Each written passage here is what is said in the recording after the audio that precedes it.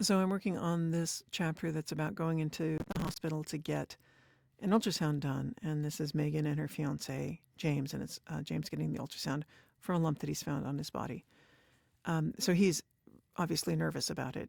She is, I'm not quite sure what she is. She's a very calm person and she likes to be in control and she likes to solve problems. However, I mean, this is a situation of you might discover something terrible is going on. So she's also got to portray that. So the first time I read this, it was too dry and too boring. So now I'm going to try to be something a little bit more interesting. We'll see what happens. So people moved past them in both directions, some in hospital gowns, some in uniforms. So that's actually the part I meant to highlight. I didn't like that. People move. Yeah, so that was not very interesting. So that's right here.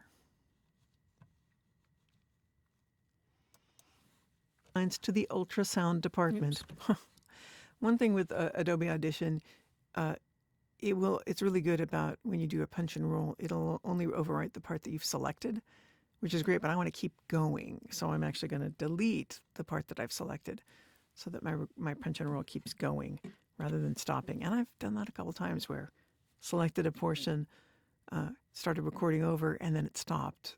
It's like, I might read for another minute or two and not realize. Lines to the ultrasound department. The corridors were long and fluorescent lit. The floors polished to a shine that reflected the harsh overhead lights. People moved past them in both directions, some in hospital gowns, some in uniforms, some in the street clothes of visitors. Everyone looked like they were going somewhere important. Everyone looked like they were carrying something heavy. I said that weird. And yeah, you can see the breaths here that are kind of weird. I'll take those out later. Some in hospital gowns, some in uniforms, some in the street clothes of visitors. Everyone looked like they were going somewhere important. Everyone looked like they were carrying something heavy. The ultrasound department was on the second floor. They emerged from the lift into a waiting area that was smaller than she'd expected. Maybe 20 chairs arranged in rows, half of them occupied.